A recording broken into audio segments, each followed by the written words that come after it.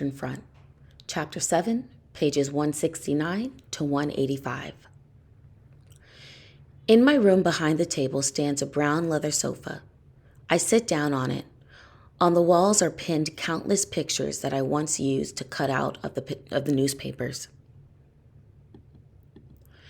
In between are drawings and postcards that have pleased me. In the corner is a small iron stove. Against the wall opposite stand the bookshelves with my books. I used to live in this room before I was a soldier. The books I bought gradually with the money I earned by coaching. Many of them are secondhand. All of the classics, for example. One volume in blue cloth boards cost 1 mark 20 pfennig. I bought them complete because it was thoroughgoing. I did not trust the editors of the collections to choose all the best, so I purchased only collected works. I read most of them with laudable zeal, but few of them really appealed to me. I preferred the other books, the moderns, which were of course much dearer. A few I came by not quite honestly. I borrowed and did not return them because I did not want to part with them. One shelf is filled with school books. They are not so well cared for. They are badly thumbed, and pages have been torn out of certain purposes. Then below are periodicals, papers, and letters, all jammed in together with drawings and rough sketches. I want to think myself back into that time. It is still in the room. I feel it at once. The walls have preserved it. My hands rest on the arms of the sofa. Now I make myself at home and draw up my legs so that I sit comfortably in the corner in the arms of the sofa. The little window is open. Through it, I see the familiar picture of the street with the rising spire of the church at the end.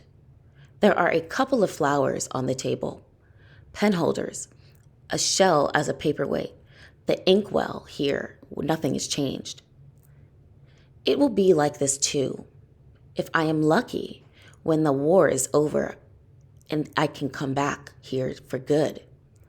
I will sit here just like this and look at my room and wait.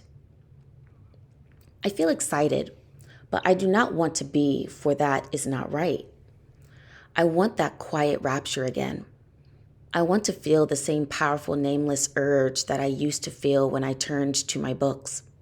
The breath of desire that then arose from the colored backs of the books shall fill me again, melt the heavy, dead lump of lead that lies somewhere in me, and awaken again the impatience of the future, the quick joy in the world of thought. It shall bring back again the lost eagerness of my youth. I sit and wait. It occurs to me that I must go and see Kemmerich's mother. I might visit Mittelstadt, too. He should be back at the barracks.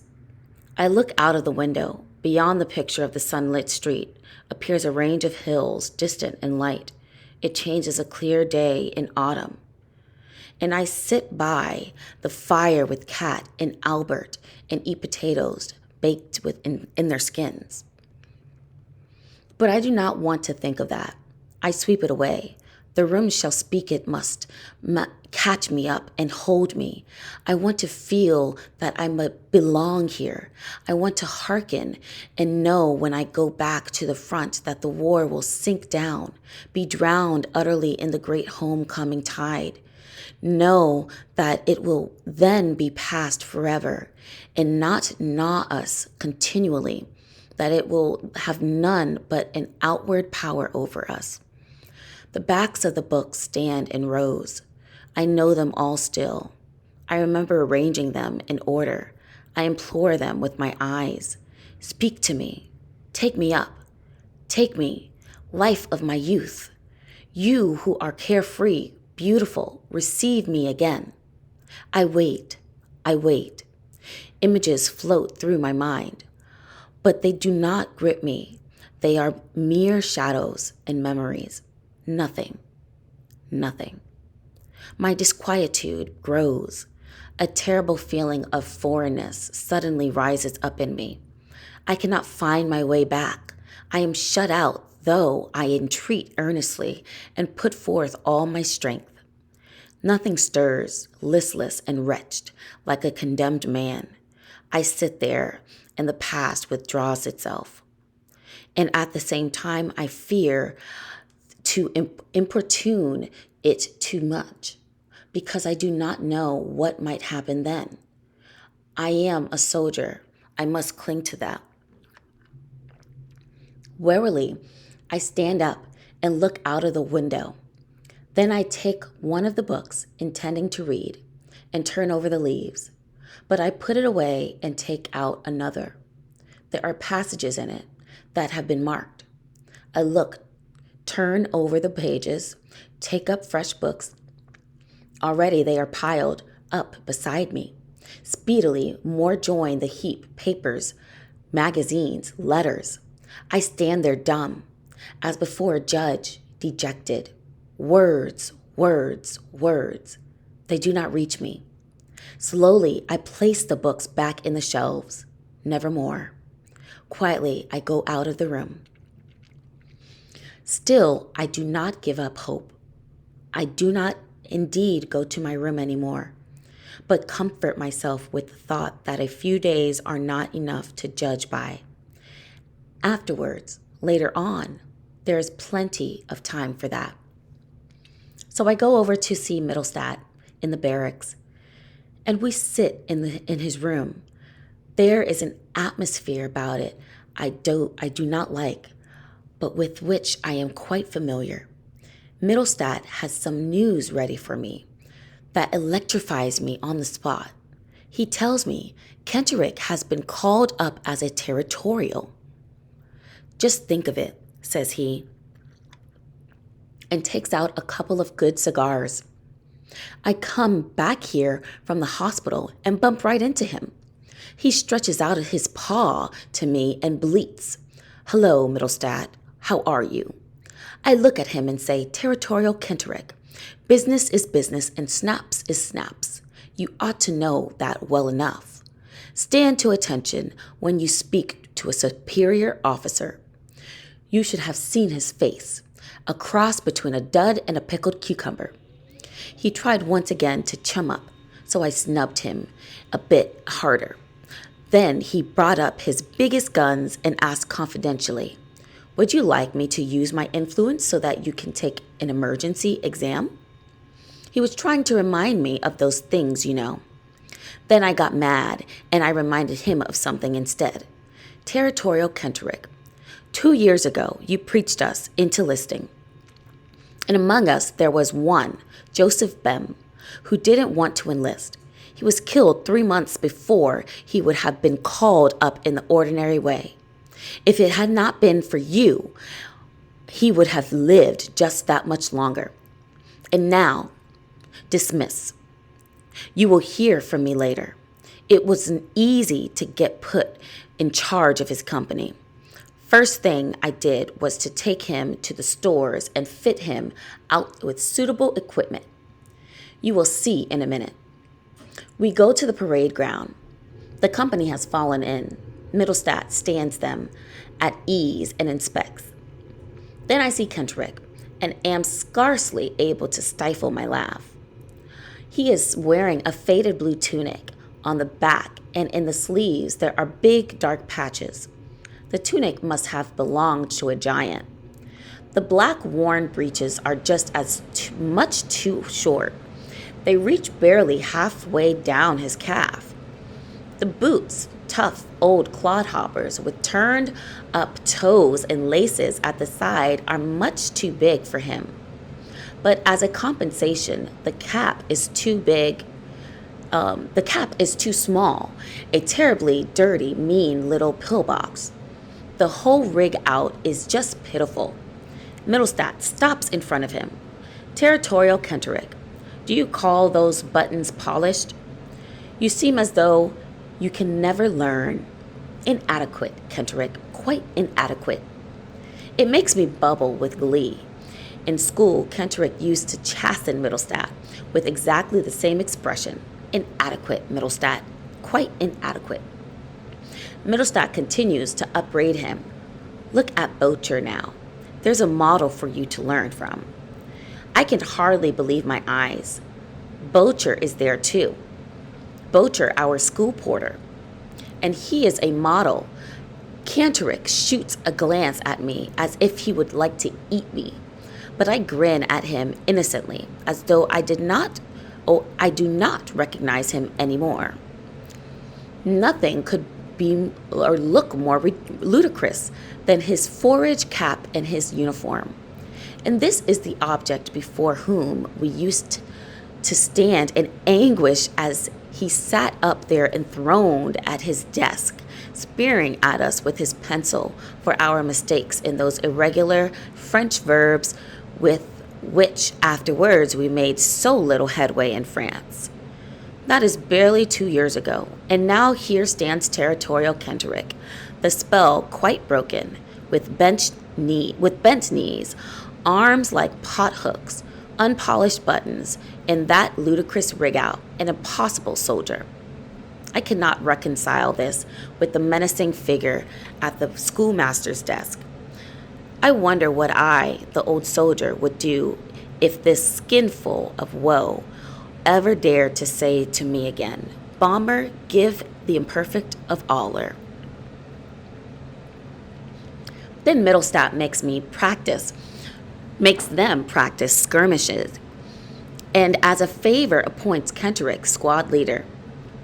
Now, a skirmishing, the squad leader has always to keep 20 paces in front of his squad.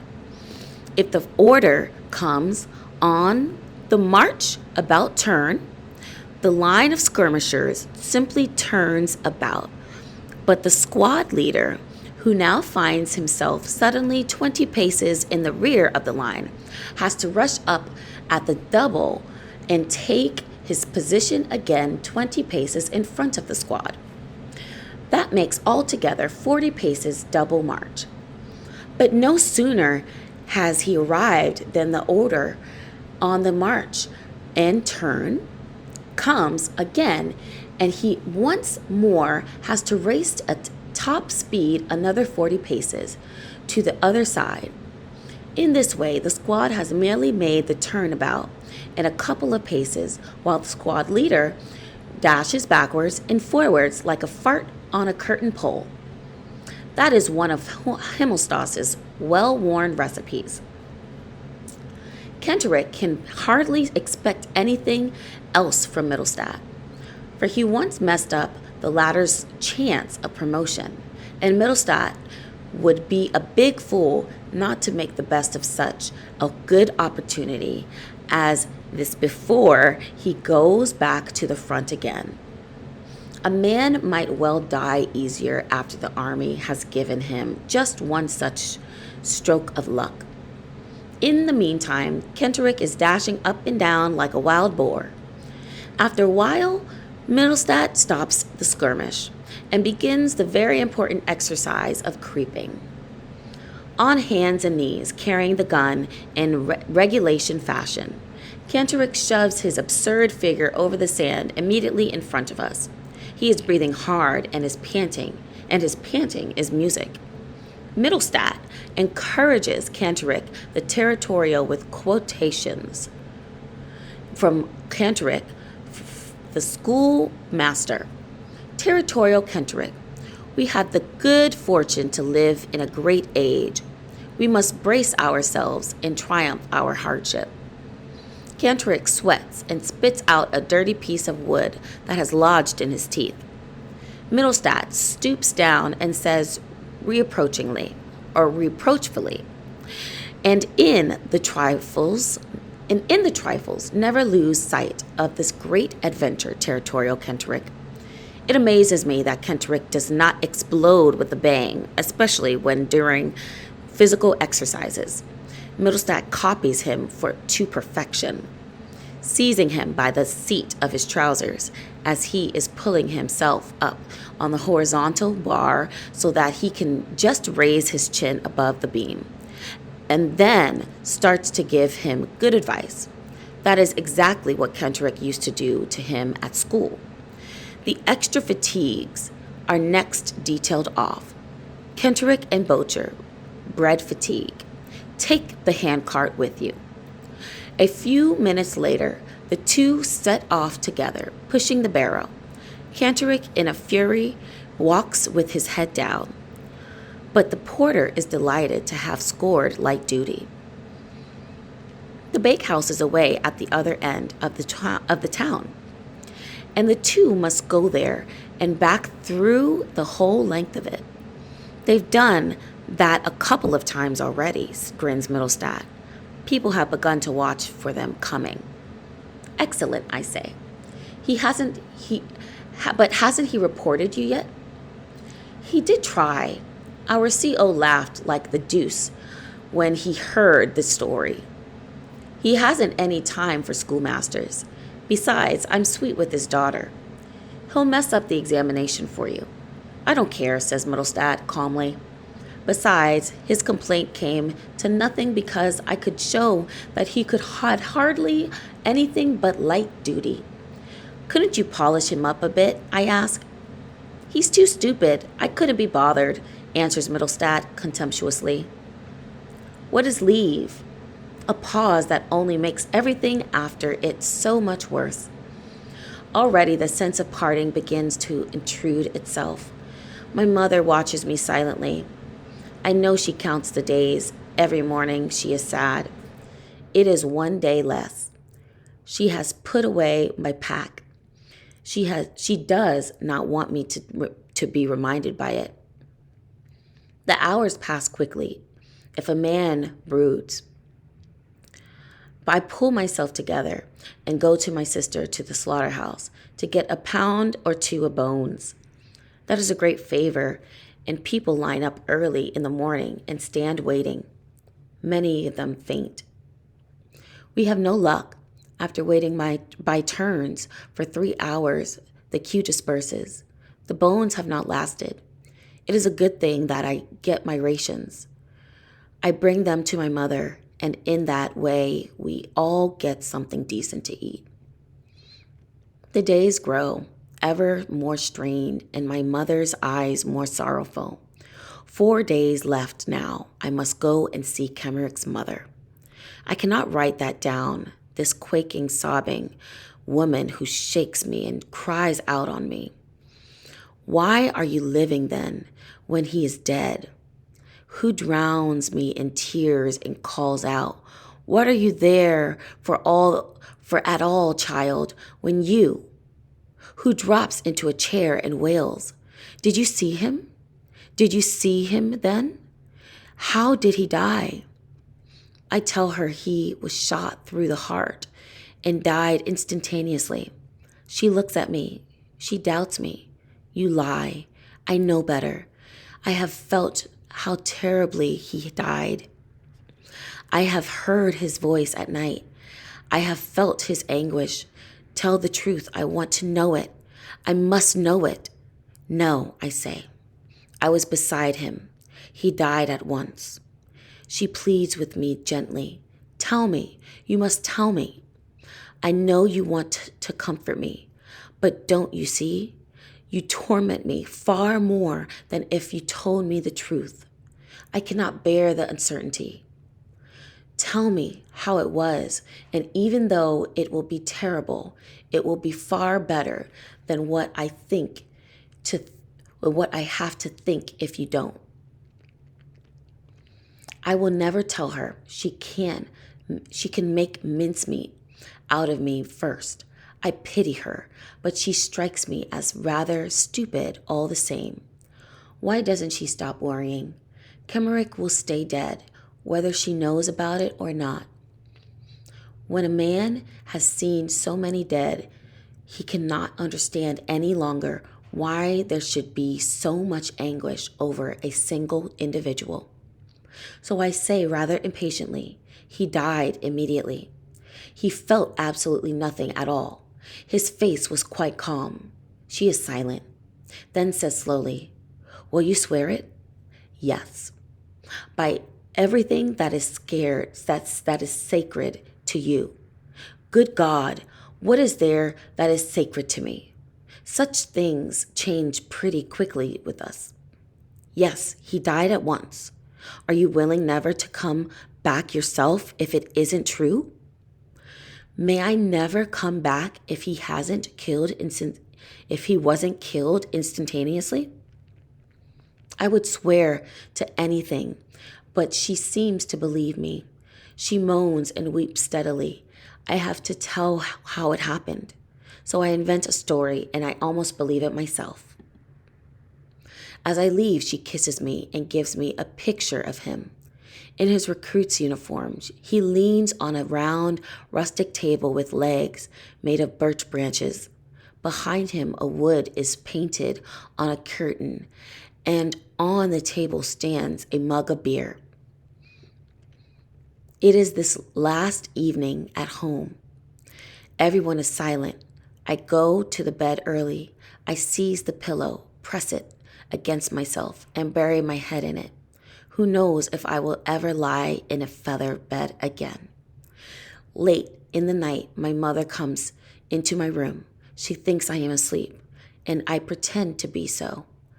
To talk, to stay awake with one another, it is too hard. She sits long into the night, although she is in pain and often writhes. At last, I can bear it no longer, and pretend I have just awakened. Go and sleep, mother. You will catch cold here. I can sleep enough later, she says.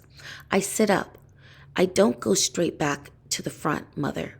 I have to do 4 weeks at the training camp. I may come over from there on Sunday, perhaps. She is silent. Then she asks gently, are you very much afraid? No, mother. I would like to tell you to be on your guard against the women out in France. There are no good. Ah, mother, you still think I am a child. Why can I not put my head in my lap and weep? Why have I always to be strong and self-controlled? I would like to weep and be comforted too. Indeed, I am little more than a child. In the wardrobe still hang short boys' trousers. It is such a little time ago. Why is it over? Where we are, there aren't any women, mother, I say as calmly as I can. And be very careful at the front, Paul. Ah, mother, why do I not take you in my arms and die with you? What poor wretches we are. Yes, mother, I will. I will pray for you every day, Paul. Ah, mother, let us rise up and go out, back through the years, and where the burden of all this misery lies on us no more. Back to you and me alone, mother. Perhaps you can get a job that is not so dangerous. Yes, mother, perhaps I can get into the cooking house or the cookhouse. That can easily be done. You do it then. And if the others say anything, that won't worry. That won't worry, mother. She sighs. Her face is a white gleam in the darkness. Now must go to sleep, mother. She does not reply. I get up and wrap my cover round her shoulders. She supports herself on my arm. She is in pain. And so I take her to her room.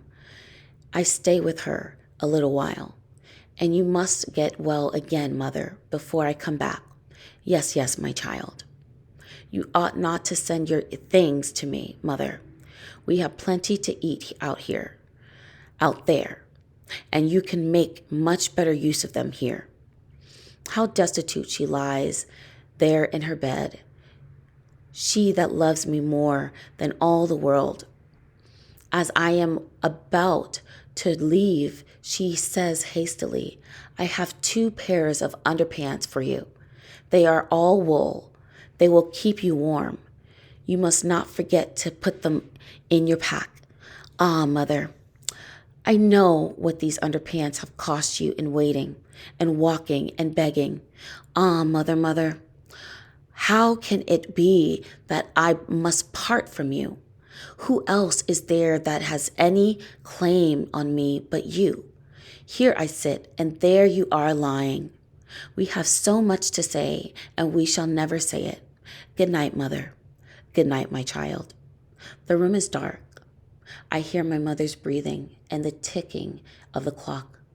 Outside of the window, the wind blows and the chestnut trees rustle.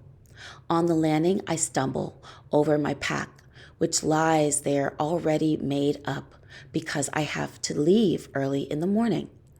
I bite into my pillow. I grasp the iron rods of my bed with my fists. I ought never to have come here. Out there, I was indifferent and often hopeless. I will never be able to be so again. I was a soldier, and now I am now nothing but an agony for myself, for my mother, for everything that is so comfortless and without end. I ought never to have come on leave.